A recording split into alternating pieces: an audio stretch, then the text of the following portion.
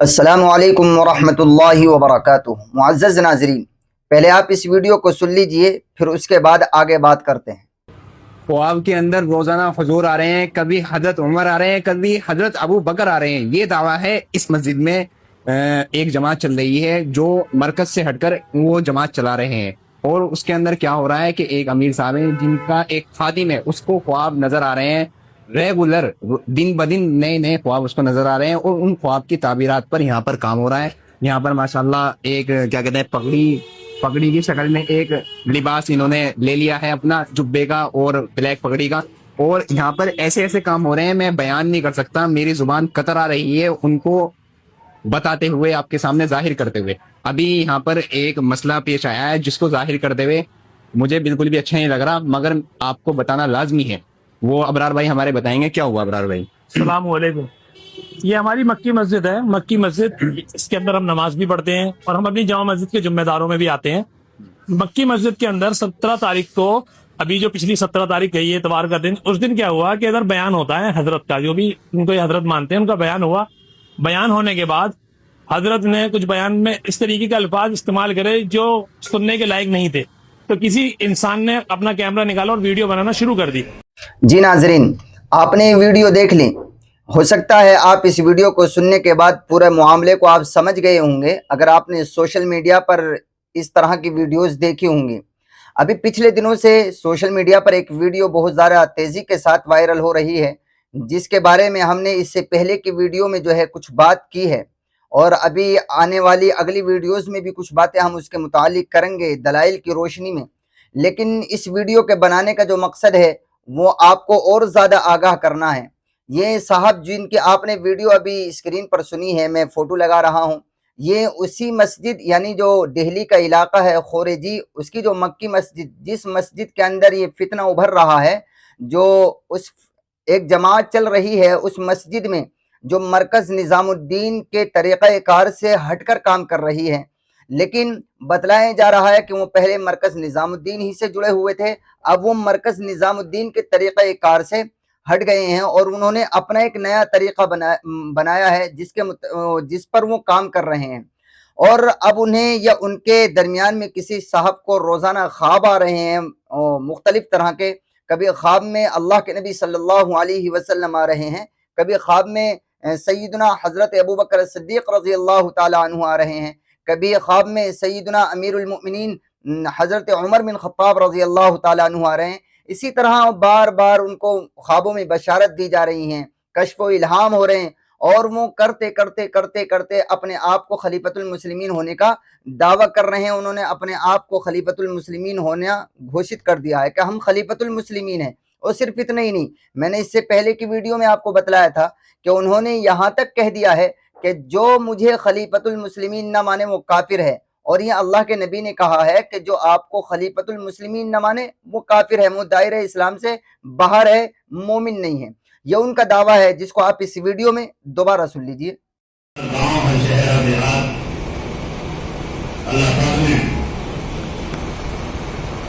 حضور صلی اللہ علیہ وسلم مجھے خلافت دی ہے اور بادشاہت بھی دی ہے۔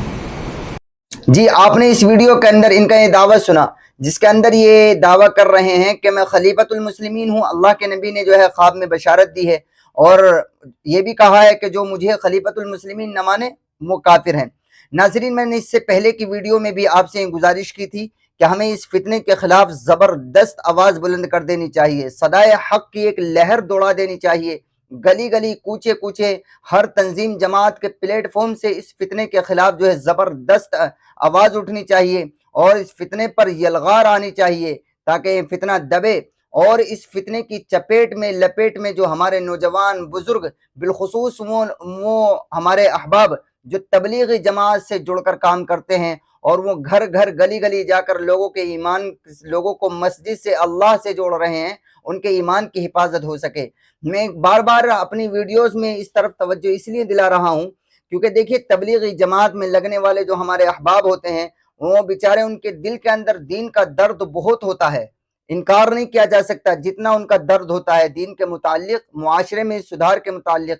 لیکن ان بیچاروں کو، سب کو نہیں کہتا لیکن اکثریت ایسی ہے جن کو دین کی سمجھ نہیں ہوتی، کیونکہ بیچارے بہت زیادہ عمر کے بعد وہ تبلیغ سے جڑے ہوتے ہیں، تو اور بہت سے ان میں سے ایسے ہوتے ہیں ان کا تعلق علماء سے بھی نہیں ہوتا تاکہ وہ اپنے مسائل حل کرا سکے، تو اسی طرح کے لوگ جو ہیں بیچارے ایسے فتنوں کی لپیٹ اور چپیٹ میں آ جاتے ہیں اور وہ اپنے ایمان کو تباہ کر دیتے ہیں، کیونکہ ان کو جو ہے قرآن و حدیث کے نام پر گمراہ کیا جا رہا ہوتا ہے، قرآن و حدیث کے نام پر جھوٹ بول کر انہیں جو ہے ان کے ایمان کو تباہ کیا جا رہا ہوتا ہے۔ تو اس لیے میری گزارش ہے کہ اس فتنے کے خلاف صدائے حق بلند کرنی چاہیے اور زبردست کام کرنا چاہیے، بلکہ ذمہ داران حضرات، چاہے وہ تبلیغی جماعت کے ذمہ داران ہوں، مرکز نظام الدین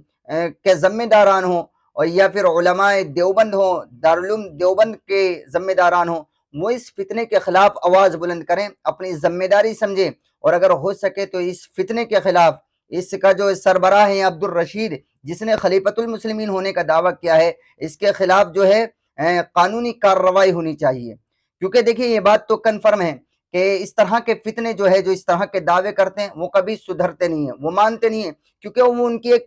فری پلاننگ ہوتی ہے، جو پہلے سے ہی وہ بہت کچھ سوچ سمجھ کر آئے ہوتے ہیں، وہ ان کو آپ کتنا بھی سمجھا لیں، کتنے ہی دلائل ان کے سامنے رکھ دیں، وہ آپ کی بات کو ماننے والے نہیں ہیں۔ لیکن ہمیں یا آپ کو جو اس فتنے کے خلاف آواز اٹھانی ہے، وہ اس لیے نہیں کہ وہ عبد الرشید نامی جو خلیفۃ المسلمین ہونے کا دعویٰ کر رہا ہے وہ سدھر جائے، اس لیے نہیں، بلکہ اس لیے کہ اپنے نوجوان، اپنے بزرگ یا اور وہ لوگ جو جن کے پاس میں دین کی سمجھ نہیں ہے لیکن دین کا درد ہونے کی وجہ سے وہ دین کا کام کر رہے ہیں، چاہے وہ تبلیغ جماعت میں لگے ہوئے ہوں یا کسی اور پلیٹ فارم سے ملی اور سیاسی خدمات اللہ کی مخلوق کی کر رہے ہوں، تو ان کا ایمان بچ سکے، ان کا ایمان بچ سکے، وہ ایمان کی حالت میں دنیا سے چلے جائیں، وہ اس طرح کے عبد الرشید نامی فتنوں کی لپیٹ چپیٹ میں نہ آئے۔ اس لیے جو ہے اس فتنے کے خلاف آواز اور صدائے حق بلند کرنی ہے، اور اس فتنے کو جو ہے